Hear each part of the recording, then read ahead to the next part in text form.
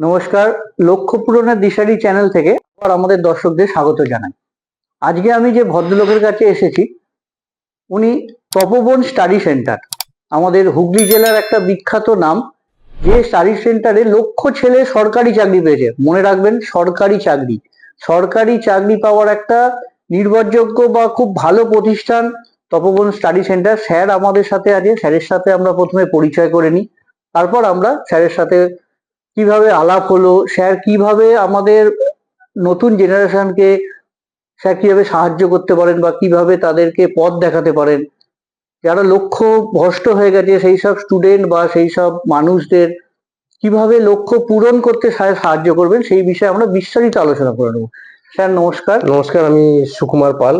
আর এই চ্যানেল থেকে আমাকে তো কন্ট্যাক্ট করা হয়েছে।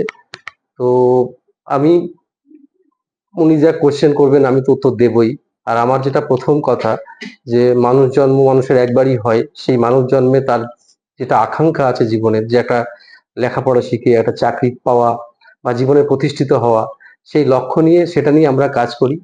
তো সেই ব্যাপারে যদি কথা বলে কোনো উপকার কারোর হয়, তাহলে সেই ব্যাপারেও আমাদের খুব ভালো লাগবে ব্যাপারটা। আপনার পরিচয় আমি পেলাম আমাদেরই এক খুব পরিচিত দাদা, রাজু যাদব। আচ্ছা আচ্ছা, রাজু কুমার যাদব। রাজু কুমার যাদব, উনি রেলে চাকরি করেন লোকো পাইলট হিসাবে। তো ওনাকে বলেছিলাম যে আমাদের একটা ইন্টারভিউ এর মাধ্যমে যে লোকো পাইলট হওয়ার জন্য কিভাবে এগোতে হবে, রেলে চাকরি পাওয়ার জন্য কিভাবে। তো উনি আপনার নামটা সাজেস্ট করলেন যে আমার থেকে ভালো আপনি স্যারের কাছে যান। স্যারের কাছে আমরা ট্রেনিং নিয়ে এই জায়গায় এসে পৌঁছেছি বা যতটা আসতে পেরেছি, স্যার কিন্তু খুব ভালো বলতে পারবেন। তাই আপনার সাথে এইভাবে আলোচনা করব যে ধরুন একটা মাধ্যমিক পাশ করলো বা উচ্চ মাধ্যমিক পাশ করলো, কারোর ইচ্ছা আছে যে আমি সরকারি চাকরি করবো, অন্য কিছু করবো না। প্রথমে একটা সবারই ইচ্ছা থাকে যে আমি প্রথম জীবনটা সরকারি চাকরির জন্য আমি স্টাডি করব, তারপরে হয়তো অন্য কিছু করব, কিন্তু এই স্বপ্নটা হয়তো সবার থাকে। তো আপনি কিভাবে হেল্প করতে পারবেন এটা? আচ্ছা, হ্যাঁ, প্রথমে আমি জানিয়ে রাখি, আমি সরকারি চাকরি করব বা পাবো এটা বললেই হবে না, কিন্তু সরকারি চাকরি পেতে গেলে একটা দম রাখতে হবে এবং সঠিক পথে সঠিক ওয়েতে পরিশ্রম করতে হবে।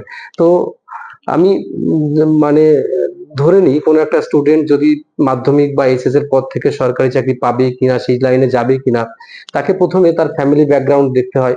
সে কোন ফ্যামিলি বিলংস করছে, তার কিরকম পরিস্থিতি, সে কিরকম চাকরির জন্য তৈরি হতে পারে। এখন হতে পারে কেউ খুব আর্থসামাজিক পরিবেশ বিরাট ভালো, তাহলে সে কিন্তু আর ছোটখাটো চাকরির জন্য প্রিপারেশন করবে না, সে ইউপিএসসি বা ডব্লিউবিসিএস পরীক্ষার জন্য প্রিপারেশন করবে। এবার ধরে নিন আম আদমি, মানে সাধারণ জনগণ যেখানে, সেই সব ফ্যামিলি থেকে যখন চাকরি করতে চাইবে, তখন দেখবেন যে যে কোনো একটা চাকরি হলেই হলো। তো এখনকার যা দিনকাল, যে কোনো চাকরি পেতে গেলেও কিন্তু যথেষ্ট কাঠখড় পোড়াতে হয়। তো আমার অভিজ্ঞতাতে দেখেছি, যদি কোনো একটা স্টুডেন্ট চাকরি পেতে চায়, চাকরি পাওয়ার জন্য দুটো লাইন আছে, একটা হচ্ছে টেকনিক্যাল লাইন আর একটা নন টেকনিক্যাল লাইন। এবার ধরে নিন একটা ঘরের দরজা, দুটো দরজা, একটা হচ্ছে টেকনিক্যাল আর একটা নন টেকনিক্যাল। তো আপনার যদি টেকনিক্যাল এবং নন টেকনিক্যাল দুটো কোয়ালিফিকেশন থাকে, তাহলে আপনি দুদিকেই ফর্ম ফিল আপ করতে পারবেন, সেখানে প্রিপারেশন নিয়ে আপনি চাকরি পেতে পারেন। এবার আসি, মানে নন টেকনিক্যাল যেটা, সেটা হচ্ছে মনে করুন যে মাধ্যমিক, এইচএস, তারপর গ্রাজুয়েশন, সে যে কোনো লাইনে গ্রাজুয়েশন হতে পারে।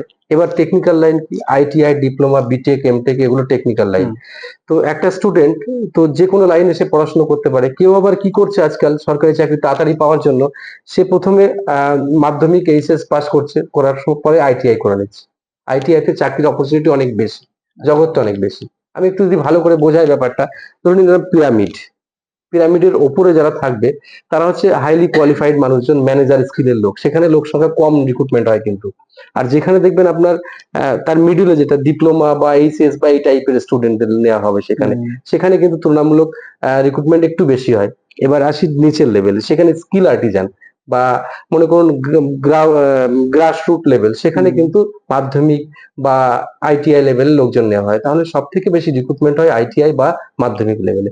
এই চাকরি পেতে গেলে এইসব কোয়ালিফিকেশন লাগে, আর এই কোয়ালিফিকেশন থাকলে হবে না, এরকম কোয়ালিফিকেশন তো লক্ষ লোকের রয়েছে।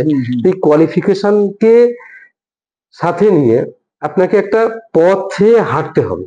কারণ এটা জানবেন যে দেশের সবাই কিন্তু এই স্বপ্ন দেখছে, যদি মনে করুন 100 ভ্যাকান্সি বেরোলো, সবাই স্বপ্ন দেখছে এই চাকরিটা যদি আমার হয়ে যায় তাহলে আমার কত ভালো লাগবে।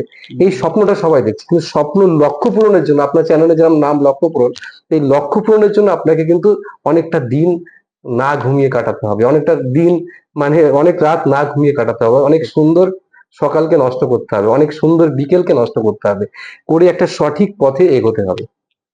এবার আমি আর একটু বলি, যে সরকারি চাকরি পেতে গেলে তাকে কিন্তু কয়েকটা বিষয়ের উপরে খেয়াল রাখতে হবে। যেরকম পড়াশোনার মধ্যে আজকাল সরকারি চাকরি কি কি কম্পিটিশনে কি কি আছে, রিজনিং আছে, ম্যাথস আছে, জিকে আছে, সায়েন্স আছে, ইংলিশ আছে। এক একটা চাকরির পরীক্ষা এক একটা ভ্যারিয়েশন আছে, কিন্তু সব চাকরির কিছু মিল কিন্তু একটা জায়গায় আছে। যেরকম জেনারেল নলেজ প্রায় সব চাকরিতে থাকে, ম্যাথস সব চাকরিতে থাকে, রিজনিং সব চাকরিতে প্রায়ই থাকে, ইংলিশ ভ্যারিয়েশন হয়, কখনো থাকে কখনো থাকে না আর কি। তাই আপনাকে শুরুতেই আমি চাকরি পাবো চাকরি পাবো এরকম চিন্তা করলে আপনাকে হবে না। তাই আপনাকে প্রাথমিকভাবে ওই সাবজেক্ট গুলোর উপরে জোর দিতে হবে, এবং ওই সাবজেক্ট গুলোকে আপনি স্কিল তৈরি করতে পারলে চাকরি আপনার কাছে সহজ হবে। আর খুব ভালো করে খুব ছোট্ট করে বোঝালেন। আরো সেটা থেকে অনেক কিছু জেনে নেবো।